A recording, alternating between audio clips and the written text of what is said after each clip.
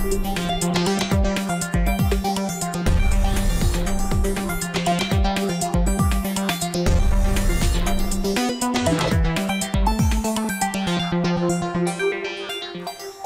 প্রতি বছর প্রায় 1 লাখ থেকে 1,10,000 টন খেজুরের চাহিদা রয়েছে। এর মধ্যে 50 থেকে 60,000 টন খেজুরের চাহিদা শুধু রমজান মাসেই। রমজানে খেজুরের দাম ও সরবরাহ ঠিক রাখতে আমদানি শুল্ক ও আগাম আয়কর কমানোর প্রস্তাব দিয়েছে Bangladesh trade and tariff commission. এ নিয়ে বিস্তারিত থাকছে। অন্যদিকে রমজান মাসে অতি প্রয়োজনীয় কয়েকটি পণ্য আমদানিতে বিলম্ব বিল পরিশোধের অনুমতি দিয়েছে বাংলাদেশ ব্যাংক। জানাবো সেসব পণ্যের বাজার দর, সাথে শেয়ার বাজার, বন্দর ও হাটের সপ্তাহের শুরুতে বৌনিতে থাকছে সব খবর। আর পুরো আয়োজনে আপনাদের সঙ্গে আছি আমি শম্পা বিশ্বাস। খেজুর আমদানিতে আগাম আয়কর 10% থেকে কমিয়ে 3%, আগাম কর 5% পুরোপুরি বাতিল এবং আমদানি শুল্ক 25% থেকে কমিয়ে 15% করার সুপারিশ করেছে ট্যারিফ কমিশন। 2022-23 অর্থ বছরে কেজিতে শুল্ক কর ছাড়া গড় আমদানি মূল্য ছিল 336 টাকা। 2023-24 অর্থ বছরে গড় আমদানি মূল্য ছিল 497 টাকা। চলতি অর্থ বছরে এখন পর্যন্ত কেজিতে গড় মূল্য পড়েছে 433 টাকা। এ নিয়ে বিস্তারিত চিত্র এই মুহূর্তে দেখে নিব আমরা।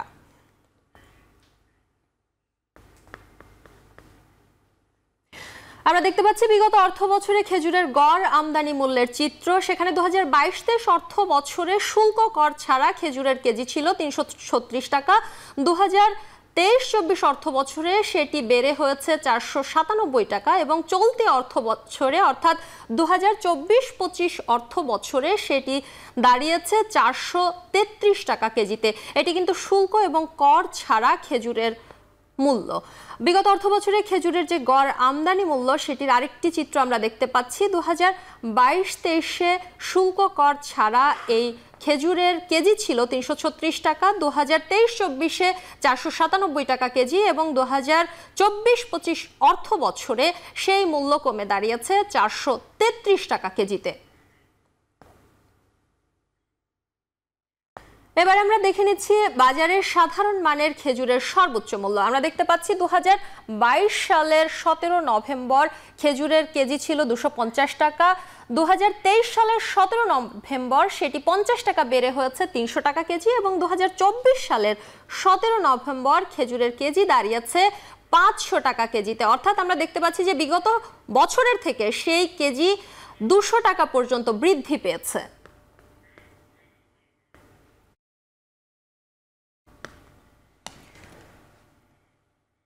এদিকে রমজান মাসে অতি প্রয়োজনীয় কয়েকটি পণ্য আমদানিতে বিলম্ব বিল পরিশোধের অনুমতি দিয়েছে বাংলাদেশ ব্যাংক। জানাবো সেসব পণ্যের হালনাগাদ বাজার দর।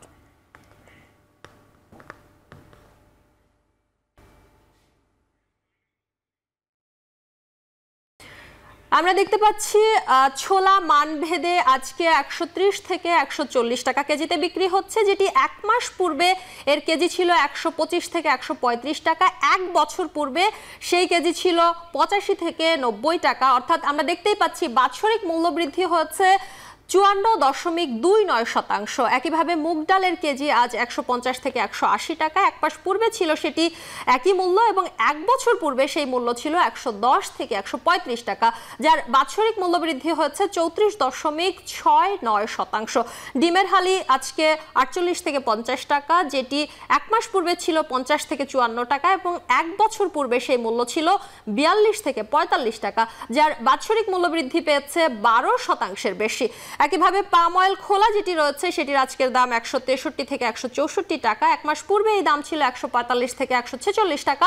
এক বছর পূর্বে সেই মূল্য ছিল 125 থেকে 130 টাকা। অর্থাৎ আমরা বলতেই পারি যে বাৎসরিক মূল্য বৃদ্ধি হচ্ছে 28.24%।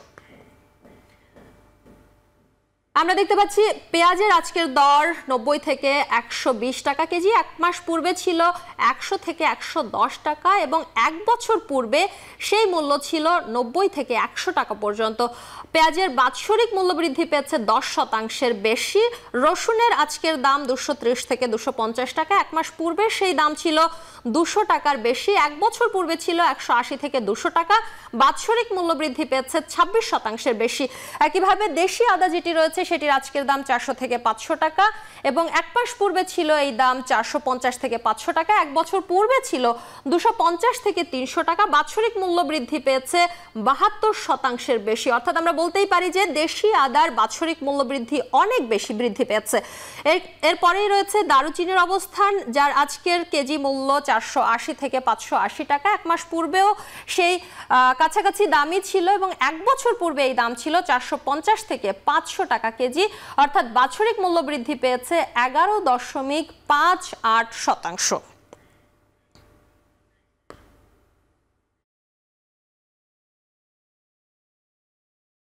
নিচ্ছিলাম বিভিন্ন পণ্যের হালনাগাদ বাজার দর।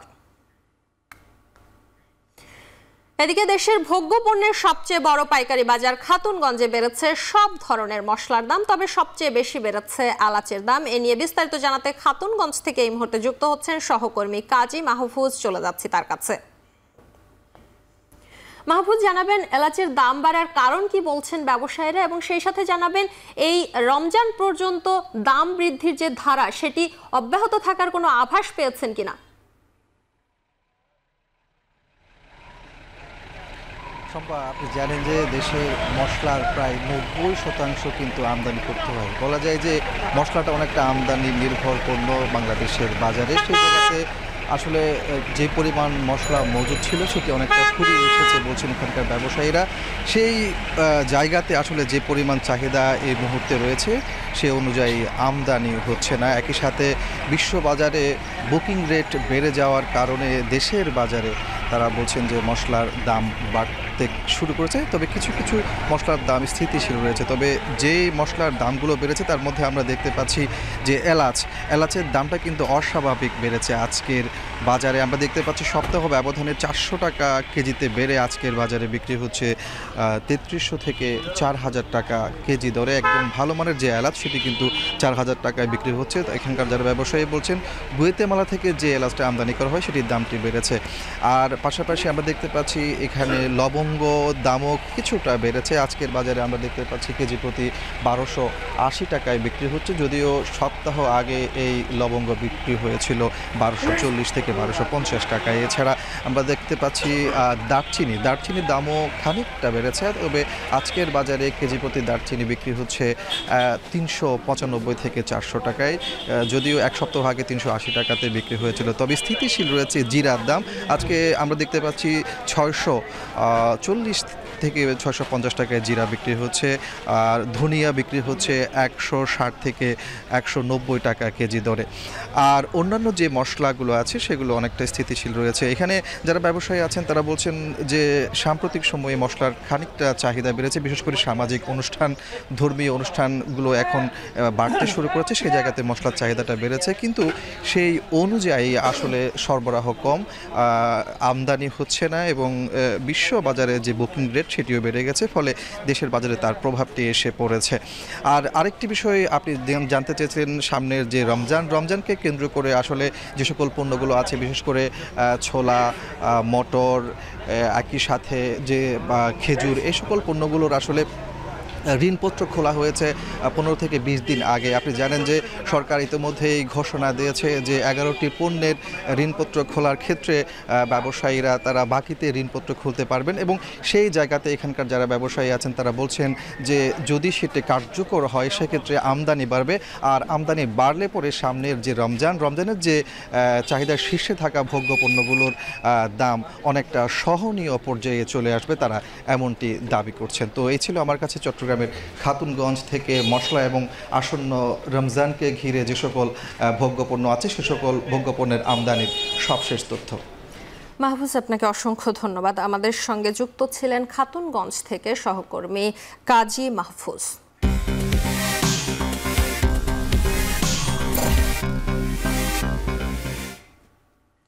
গেল সপ্তাহের ডিএসসির সার্বিক সূচক বেড়েছিল 38 পয়েন্ট এবং ডিএসসিতে বাজার মূলধন বেড়েছিল 6,000 কোটি টাকার বেশি। সাপ্তাহিক পুঁজি বাজারে 5 কর্মদিবসে 4 দিনের লেনদেন 500 কোটি টাকার উপরে হয়েছিল। চলতি সপ্তাহের শুরুর দিনে সূচক কম থাকলেও বেলা গড়ার পর বাড়তে শুরু করে আবার দরপতনে নেমেছে। এ নিয়ে দেখে নিতে চাই হালনাগাদ তথ্য। আমরা দেখতে পাচ্ছি ঢাকা স্টক এক্সচেঞ্জে আজকে প্রধান সূচক যেটি রয়েছে অর্থাৎ ডিএসইএক্স এর পয়েন্ট কমে দাঁড়িয়েছে ৫,৩৪৯। একই সঙ্গে দেখতে পাচ্ছি সরিয়া ভিত্তিক যে সূচকটি রয়েছে অর্থাৎ ডিএসইএস যেটি রয়েছে সেটি কমে দাঁড়িয়েছে ১,১৮৮ পয়েন্টে এবং ডিএস30 ইন্ডেক্স যেটি রয়েছে সেটি কমে দাঁড়িয়েছে ১,৯৮১ পয়েন্টে। এরপরে আমরা দেখে নিতে চাই মোট লেনদেন কত হয়েছে। এখন পর্যন্ত মোট লেনদেন হয়েছে ৩৬৬ কোটি টাকা। এরপরে আমরা জানাবো দর পরিবর্তনের খবর। আমরা দেখতেই পাচ্ছি যে এখন পর্যন্ত দর বেড়েছে ১৭৪টি কোম্পানির, দর কমেছে ১৫৩টি কোম্পানির এবং দর অপরিবর্তিত রয়েছে ৫৪টি কোম্পানির। অর্থাৎ আমরা বলতেই পারি যে এখন পর্যন্ত যে লেনদেন হয়েছে সেখানে যেমন এখন পর্যন্ত লেনদেনের পরিমাণ ৩৬৬ কোটি টাকা, তেমনিভাবে এখন পর্যন্ত দর অপরিবর্তিত রয়েছে ৫৪টি কোম্পানির। এই ছিল ঢাকা স্টক এক্সচেঞ্জের আজকের সার্বিক হালনাগাদ তথ্য।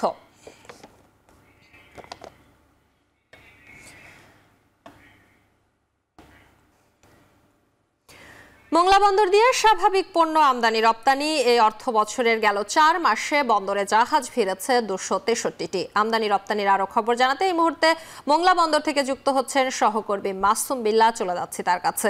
মাসুম, চলতি অর্থ বছরের গেল ৪ মাসে কত টন পণ্য আমদানি রপ্তানি হয়েছে এবং সেই সাথে জানাবেন সবচেয়ে বেশি কোন পণ্য আমদানি হয়েছে?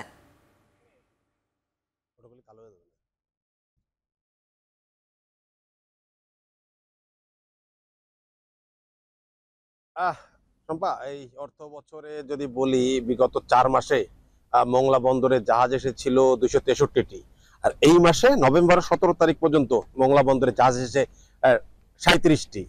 তো যদি বলি আপনাকে যে এই অর্থ বছরে এই পর্যন্ত কিন্তু মোংলা বন্দরে সর্বমোট ২৯০টি জাহাজ এসেছে।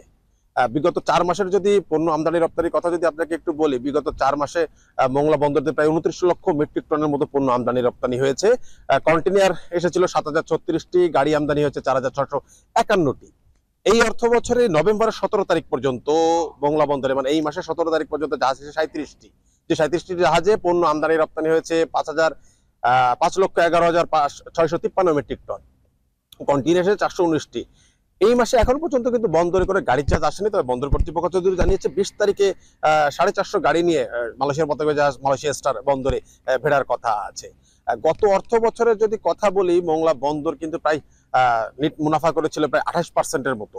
রাজস্ব আদায় কাস্টমসের প্রবৃদ্ধি ছিল প্রায় ৮.৭১%-এর মতো।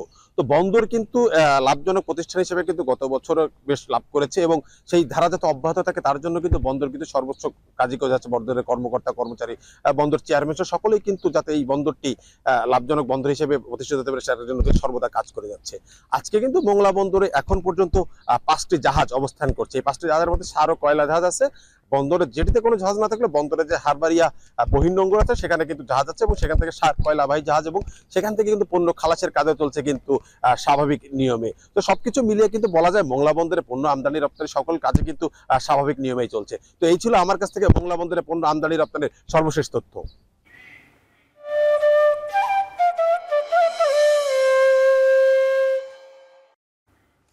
নবান্ন উপলক্ষে বগুড়ার বিভিন্ন স্থানে বসেছে মাছের মেলা। এসব মেলায় বেচা কেনাও চলছে জমজমাট। এছাড়া গ্রামে গ্রামে চলছে নানান আয়োজন। নবান্নের মেলার আরো খবর জানাতে এই মুহূর্তে মহাস্থান মাছের মেলা থেকে যুক্ত হচ্ছেন সহকর্মী মাজিদুর রহমান। চলে যাচ্ছি তার কাছে। মাজিদ, বগুড়ার কতটি স্থানে নবান্ন উপলক্ষে মেলা চলছে এবং এসব মেলা থেকে কত কোটি টাকা বাণিজ্যের আশা করছেন ব্যবসায়ীরা? বিস্তারিত জানাবেন। শম্পা, আপনি জানেন যে সনাতন ধর্মমতে কিন্তু আজকে নবান্ন, আর এই নবান্ন উপলক্ষে কিন্তু বগুড়ার বিভিন্ন উপজেলা এবং বিভিন্ন গ্রামে কিন্তু আয়োজন চলছে। বিশেষ করে মাছের মেলাটা কিন্তু এখানে বেশ জমজমাটভাবে চলে এবং আজকে সকাল থেকে কিন্তু এই মাছের মেলা লেগেছে বগুড়া শিবগঞ্জের বেশ কয়েকটি স্থানে, বিশেষ করে উতলি মাছের মেলা, তাছাড়া যে মহাস্থানে যে স্থানে রয়েছে সেখানে কিন্তু একটা মেলা বসেছে এবং সকাল থেকে কিন্তু ক্রেতা বিক্রেতারা এখানে বেশ ভিড় জমাচ্ছেন এবং সবার বাড়ি বাড়ি আজকে যেন মাছ খেতে হবে এমন একটা আয়োজন। অর্থাৎ আজকে নবান্ন মাছে ভাতে যে বাঙালি সে হলো নতুন চালের আজকে ভাত এবং এই মাছ ভাত খাবেন সবাই দুপুরবেলা, এছাড়া রাতে। এবং এই উপলক্ষে কিন্তু যে গ্রামে বিভিন্ন আত্মীয় স্বজনরা এখানে আসেন এবং তারা এখানে আত্মীয় স্বজনদের বাড়িতে তারা আসছেন এবং মেয়ে জামাইরা কিন্তু আসেন। অনেক ক্ষেত্রে কিন্তু এই মাছ মেলা উপলক্ষে জামাইরা এখানে আসেন মাছ কিনতে এবং এই মাছ কিনে কিন্তু নিয়ে যান তাদের বাড়িতে, শ্বশুর বাড়িতে, এবং তারপরে কিন্তু আপ্যায়ন করা হয় এবং তারাও আপ্যায়ন করেন, এখানে শ্বশুর শাশুড়ি তারাও আপ্যায়ন করেন। সব মিলে যেন একটা আনন্দের বন্যা বয়ে যায় এই এলাকায়। আর বিকেলে তো পিঠা পুলি পায়েস এগুলোর একটা আয়োজন চলে, নতুন ধানের নতুন আটা পিঠা পুলি পায়েস কিন্তু চলে বাড়িতে বাড়িতে। এবং এই মাছের মেলা একদিন হলেও কিন্তু এর রেস থাকে বেশ কয়েকদিন এবং বেশ কয়েকদিন কিন্তু আনন্দ চলে নতুন ধান ওঠা উপলক্ষে। আর এটি কিন্তু একটা গ্রামীণ ঐতিহ্য বেশ চলে আসছে, বহু যুগ ধরে কিন্তু এই গ্রামীণ ঐতিহ্য চলে আসছে। আর এখানে যে মাছের দাম যদি আজকে বলি, আজকে বড় বড় এখানে মাছ উঠেছে, বিশেষ করে এখানে 36 কেজি ওজনে বাঘার মাছও ছিল এখানে, বাঘাই, তাছাড়া রুই, কাতলা, মৃগেল, পাঙ্গা সব কিছু কিন্তু এখানে দেখা যাচ্ছে। এখানে সর্বনিম্ন যে দামটি সে দামটি কিন্তু 300 টাকা থেকে আরম্ভ করে 1100-1200 টাকা পর্যন্ত বিভিন্ন মাছের দাম রয়েছে, বিভিন্ন প্রজাতি এবং বিভিন্ন আকার ভেদে কিন্তু মাছের দাম হয়ে থাকে। এবং যারা এই মাছ পালন করেন তারা কিন্তু 1 বছর ধরে 2 বছর ধরে মাছ পালন করে যাতে করে খুব বড় আকারে মাছ যেন এই নবান্ন মেলায় আনা যায়, এইভাবে কিন্তু মাছের মেলাটা হয়ে আসছে এবং আজকেও হচ্ছে। তো এই ছিল সম্পা আমার কাছে মাছের মেলা উপলক্ষে দরদাম এবং মাছের মেলার আয়োজন নিয়ে সর্বশেষ। বগুড়া থেকে নবান্ন মেলার খবরাখবর জানাচ্ছিলেন সহকর্মী মাজিদুর রহমান। এরই সাথে শেষ করছি বৌনি। এখন টেলিভিশন ওয়েবসাইটে দেখতে ভিজিট করুন www.ekhon.tv। এছাড়া এখন টেলিভিশন ফেসবুকে দেখতে ভিজিট করুন facebook.com/tv.ekhon এবং ইউটিউবে এখন টেলিভিশন দেখতে ভিজিট করুন youtube.com/c/ekhon tv।